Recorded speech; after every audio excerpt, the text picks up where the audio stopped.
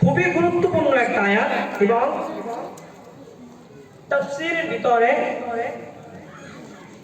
তাফসীরুল মাআরিফুল এই তাফসীরের ভিতরে বলা হয়েছে সবথেকে এই আয়াতটা এই যে আয়াতটা তেলাওয়াত করছি এটা ব্যাপক অর্থবহুল একটা আয়াত। এটা ব্যাপক অর্থবহুল একটা আয়াত। এই আয়াতের তাফসীর এবং তরজমা করলে ঘন্টার পর ঘন্টাও শেষ হবে না। তো এই আয়াত আল্লাহ পাক রব্বুল আলামিন কি বলেন?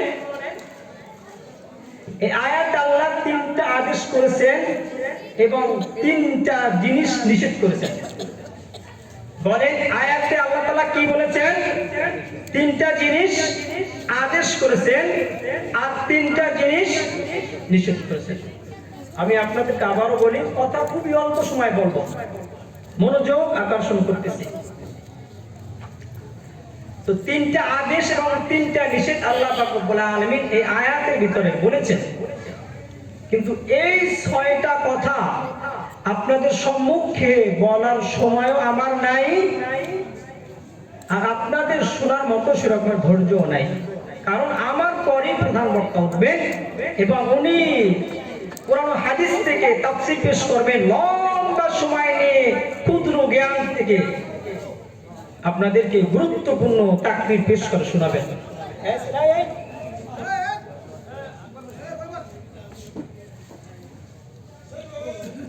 তো এর ভিতরে একটা জিনিস, একটা আদেশ নিয়ে আমি আপনাদের সম্মুখে কিছু কথা বলবো। আল্লাহ পাক রব্বুল আলামিন বলেন, ইন্নাল্লাহা ইয়া'মুরু বিল 'আদলি ওয়াল ইহসান। হে জমিনের মানুষ, তোমরা সকলে ইনসাফ ওয়ালা হয়ে যাও। কি বলতেছেন? তোমরা সকলে ইনসাফ ওয়ালা হয়ে যাও। আদেশ কার? বলেন আদেশ কার? ছয়টা কথার ভিতরে তিনটা আদেশ তিনটা নিষেধ। এই তিনটা আদেশের ভিতরে একটা আদেশ কি? হে জমিনের মানুষ, তোমরা সকলে ইনসাফ ওয়ালা হয়ে যাও। ইন্নাল্লাহা ইয়া'মুরু বিল 'আদলি ওয়াল ইহসান। তোমরা সকলে ইনসাফ ওয়ালা হয়ে যাও। এই কথাটা ছোট্ট, অর্থ ব্যাপক। ইনসাফ করা হইলে কি উপকার, ইনসাফের বিপরীতে জুলুম হইলে কি ক্ষতি, এটা আমি আমার আলোচনার শেষে বুঝিয়ে দেব ইনশাআল্লাহ।